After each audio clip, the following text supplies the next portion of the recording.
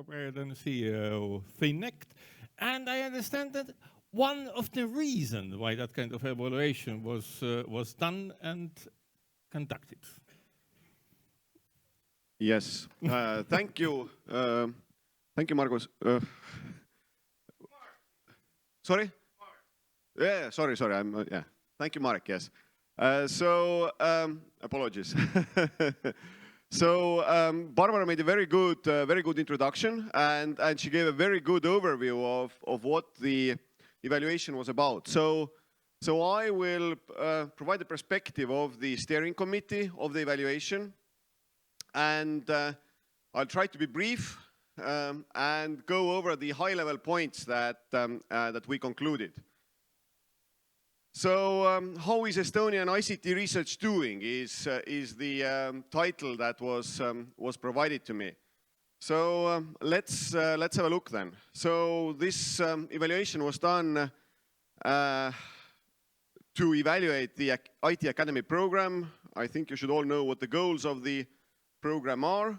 So and the evaluation was then conducted to assess if these goals have been met or not. And the beneficiaries of the program are in alphabetical order, so no discrimination here. And so all the research institutions were evaluated, and then the conclusions are here. A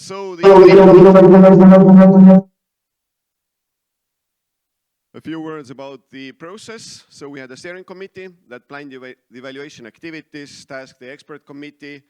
The research institutions performed the self-assessment, so they were given specific tasks on what they should assess and how they should conduct the self-assessment.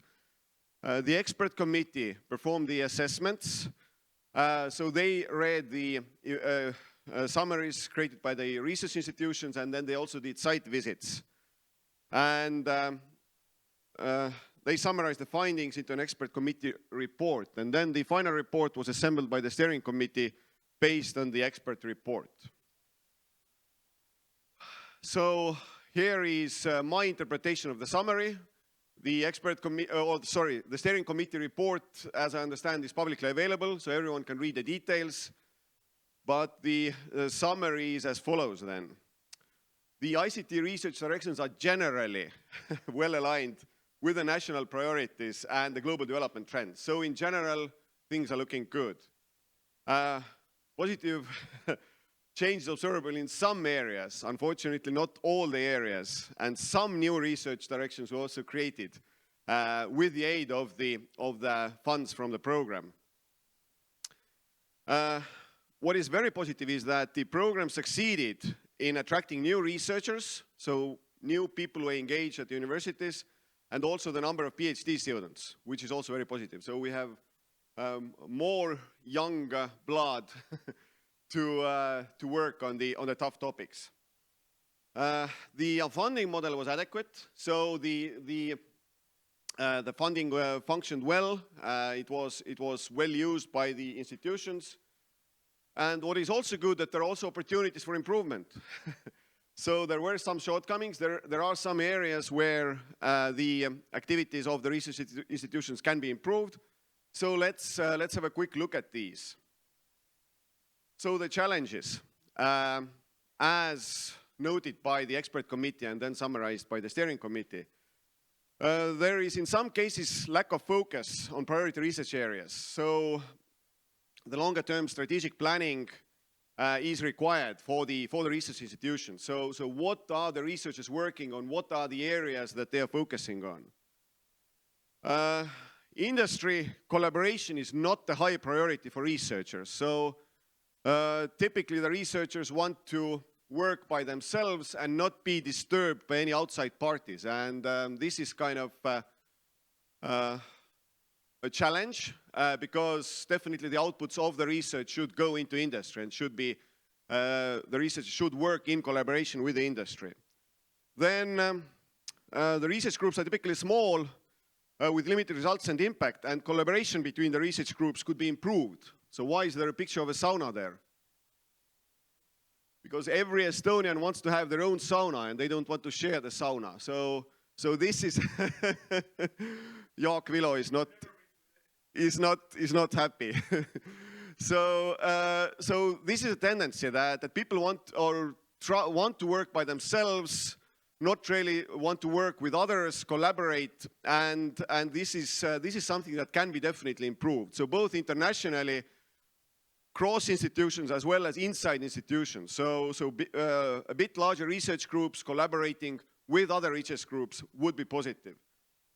Low number of PhD students from Estonia is a particular challenge because this could create another challenge in the future of providing bachelor level studies in Estonian. So if we don't have researchers who are proficient in Estonian, then we also can't teach in Estonian.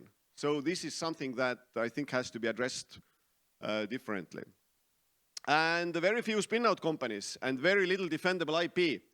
So this is like an ancient scroll there. So the researchers are very happy to put their research in a shelf somewhere in a dusty chamber, and not share it with outsiders. So this is something that should change. So it would be positive if researchers would look more at defendable IP and also work with companies and also create new companies to get the research out from the universities. So now I started with the challenges and now the positive results of the program. The number of PhD students has been increased by dozens. So really the IT Academy program helped there. This is important. More people at universities, so more work can be done also and more research. Now industry collaboration is a priority for institutions. What did I just say in my last slide? That the researchers are not really focused on industry collaboration. So there's like this priority for the institutions and then the individual priorities for the researchers, which are not always aligned. So, but the positive result from the, I don't know if we can say it's from the IT Academy program, but this is what was observed, is that the industry collaboration is a priority for the institutions, if not for the researchers. So there is room for improvement here, which is, again, positive. We can work on these things and make things better. New R&D capabilities have been created in research institutions. So new centers of excellence, new proposals. So really, the R&D capabilities, the R&D performance of the institutions has been improved. So now it's the question of how we apply these improved capabilities down the road in the future projects and programs. And research groups were successful in securing also additional external funding. So many successful funding proposals were submitted, so additional funds were secured for IT research, and we can say that the IT Academy program also helped there because there was more resource available. Researchers were able to work on higher quality proposals. And somewhat the collaboration between the research groups has improved. So maybe, as Jaak said, maybe there are 3 or 4 people in the sauna, not only a single person anymore. So positive outcomes. And now we come to the recommendations. So the recommendations both from the expert committee as well as the steering committee is to have a clear focus on priority areas. So as I said, sometimes the focus of the researchers is not where it should be, so this should be improved. Also, what was mentioned by Barbara is that research institutions should create a longer-term strategic research agenda, which helps clearly to communicate the priorities, both internally as well externally. And by externally, I don't mean outside of Estonia, but also to partners and potential, then we can say, industry customers locally here in Estonia. And very importantly, there should be clear and motivating incentives for the researchers for industry collaboration. So I mentioned researchers are not always incentivized for that, so there should be motivation for them to do that. And I know that the research institutions are working on that. They have said that this is a priority. but I don't think that any of them have really succeeded. Sorry if I'm being unjust here or not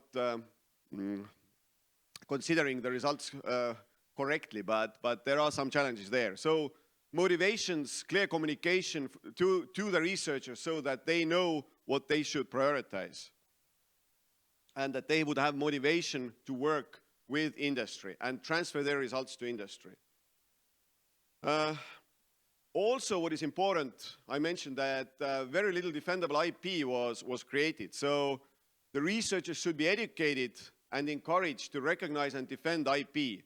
And whether this IP is then transferred into spin-out companies or whether the IP is transferred via licensing deals to established companies, this doesn't really matter. But the researchers should think of how what they are creating would be usable as defendable IP and how this IP can be then moved out from the university.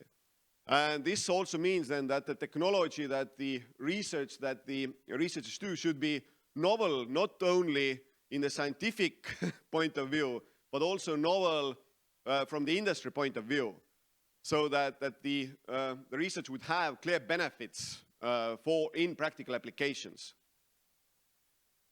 I think also Barbara mentioned that the kind of a conflict between, or not conflict, but dissonance between the fundamental research and applied research.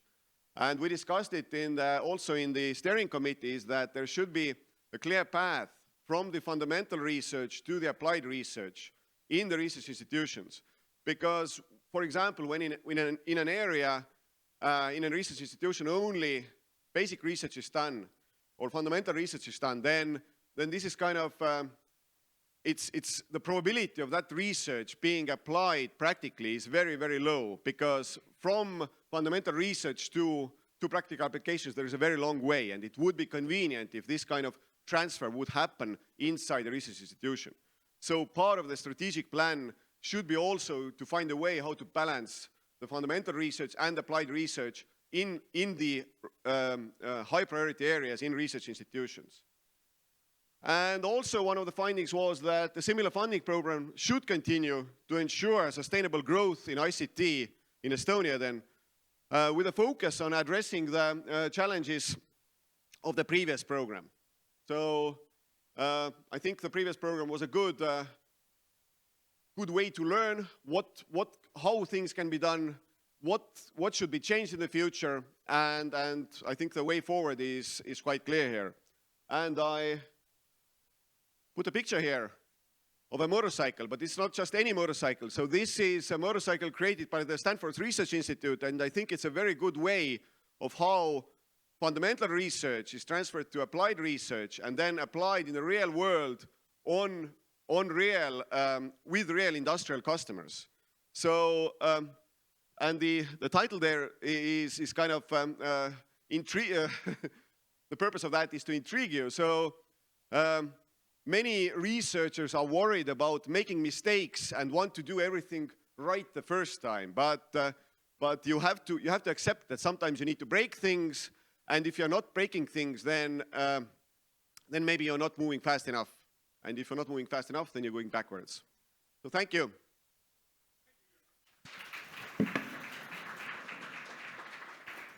So we have enough time for one, at least, question.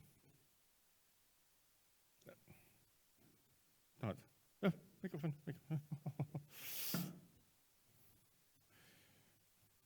I understand that it's introduction to the panel discussion. Thank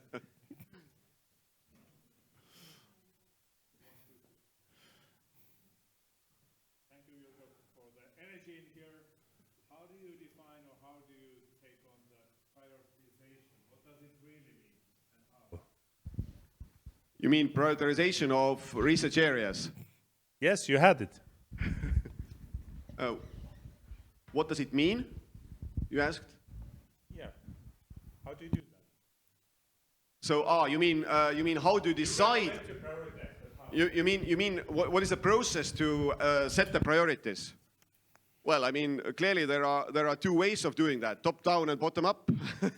And I'm not telling you how to do it, but I think it's for every every institution to decide it by themselves, but there are clearly benefits to both approaches. But I think there should be also high-level guidance on what really is a priority for a research institution, and these priorities are derived from the general priorities for Estonia. So what are the priority areas for Estonia? And then I think the institution should pick what they are going to work on, because you can't work on everything, and you can't just push all the topics into your research agenda and say that I'm working on everything, because then you're working on nothing.